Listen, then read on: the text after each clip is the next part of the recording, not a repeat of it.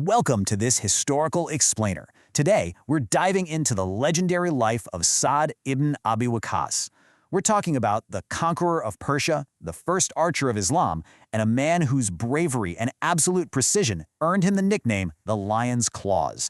His strategic genius literally shifted the course of world history. He was an absolutely unparalleled archer. Think about this quote for a second. The first to shed blood for Islam, and the only man for whom the Prophet said, "May my parents be sacrificed for you." He held distinctions that literally no one else did. But, how does someone actually reach that level of absolute spiritual conviction and physical mastery? Let's find out. Part 1. The Dream of Light. Long before he was this legendary warrior, Saad was just a young, kind of spiritually restless 17-year-old making bows in Makkah.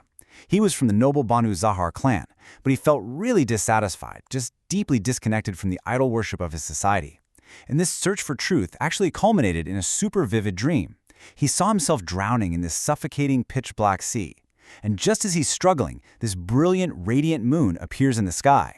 So he follows its light and discovers 3 people who had already made it there before him: Abu Bakr, Ali, and Zayd. Well, the very next morning after having that dream, Saad hears that the Prophet was calling people to a new monotheistic faith. Immediately recognizing his dream as a clear divine sign, he sought out the Prophet with Abu Bakr's guidance and embraced the message right then and there. He became one of the very first individuals to accept Islam. In fact, by his own account, he represented 1/3 of the Muslims for a whole week. How wild is that? Part 2. The Trial of Faith. So his newfound faith instantly triggered this brutal emotional battle at home. Knowing exactly how deeply Saad loved her, his mother staged a severe hunger strike right in the blistering sun to try and force him to abandon his beliefs. But Saad, while still being compassionate, firmly refused. He famously declared that even if she had 100 souls and they departed one by one, he would never, ever abandon his religion. This incredible balance of steadfast faith and, basic respect for his mother actually prompted new verses in the Quran, which advised believers to obey God first, but to always continue treating their parents with kindness. As the conflict in Mecca escalated, his everyday skill as a bowmaker suddenly served a much higher purpose. During a secret gathering that was attacked by polytheists, Saad actually struck an assailant with a camel's jawbone. That was literally the first blood ever shed in defense of the early believers. And soon after that, he cemented his legacy as the very first person to fire an arrow in the path of Islam. He really was starting to show those lion's claws. Part 3. Ransom at Uhud. Fast forward to the Battle of Uhud.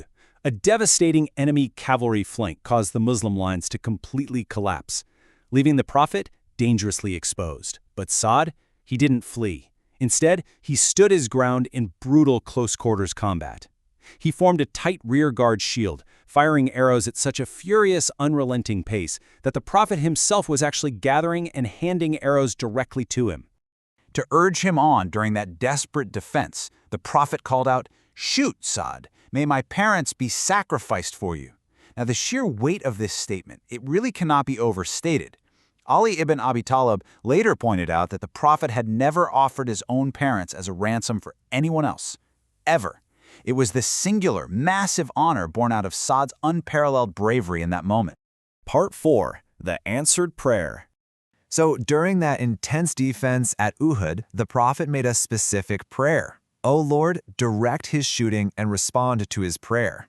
And from then on, Saad became famous among the companions for having prayers that were basically guaranteed to be answered. Like, years later when he was governor in Kufa, this man named Usama falsely accused him of injustice, saying Saad didn't fight fairly or distribute wealth properly. Saad made a very specific 3-part conditional prayer.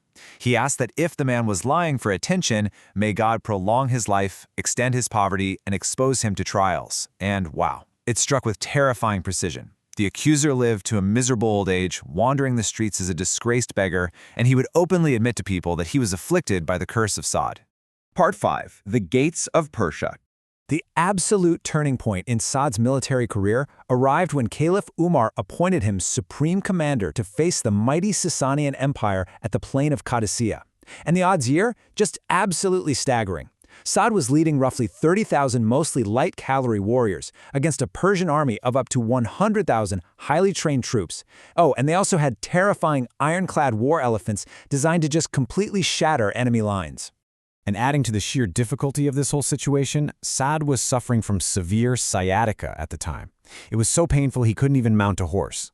But the Lion of Zara wasn't going to let that stop him. He orchestrated the entire epic victory from an elevated hada at the rear, using messengers to deploy his brilliant strategies. To neutralize those devastating Persian elephants, he ordered his archers and spearmen to specifically target the elephants' eyes and trunks.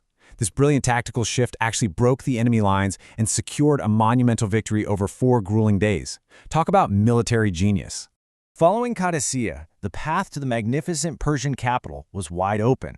But there was a catch. The Persians had destroyed the bridges over the swollen, turbulent Tigris River. Unfazed, Saad miraculously led his cavalry straight into the raging floodwaters. I mean, they literally crossed the impossible flooded river on horseback. Ultimately, they captured the Sasanian capital alongside the great companion Salman al-Farisi, permanently breaking the empire to spread the word of peace. Part 6. The Simple Shroud. Now you might be thinking, a man who conquered one of the world's greatest superpowers would be completely consumed by his new wealth and status, right? But his spiritual legacy is defined by the exact opposite. Even his vast wealth was strictly governed by his faith. Years prior, during a severe illness in Makkah, Saad had asked the Prophet if he could give away most of his wealth to charity, since he only had one daughter at the time.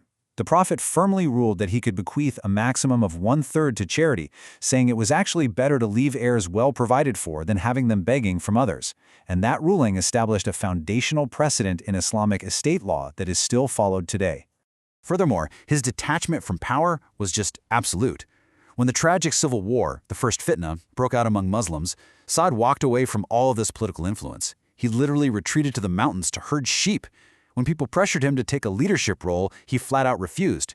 He famously declared he would not draw his sword against a fellow believer until someone handed him a magical sword that could somehow distinguish a believer from an unbeliever.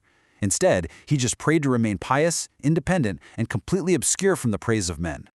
Looking at his complete life timeline, we see a man born in 595 CE who embraced Islam as a teenager in 610, became the first archer at Badr in 624, and toppled the Persian Empire at Qadisiyyah in 636. He ultimately outlived all the other 10 companions promised paradise, passing away in 675 CE at the age of 83. But honestly, it's his final act that truly defines his legacy. As he lay dying, the conqueror of Persia, a man of immense wealth who had literally seen the riches of emperors, made a very specific request for his burial shroud.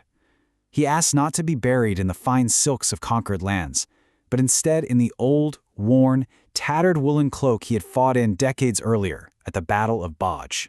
And that leaves us with an incredibly profound question to reflect on.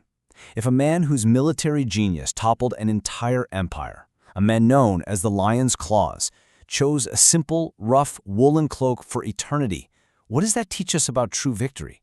What does it teach us about humility and about what really matters in the end? Think about that. Thank you so much for joining me on this explainer. Until next time, keep learning and keep reflecting.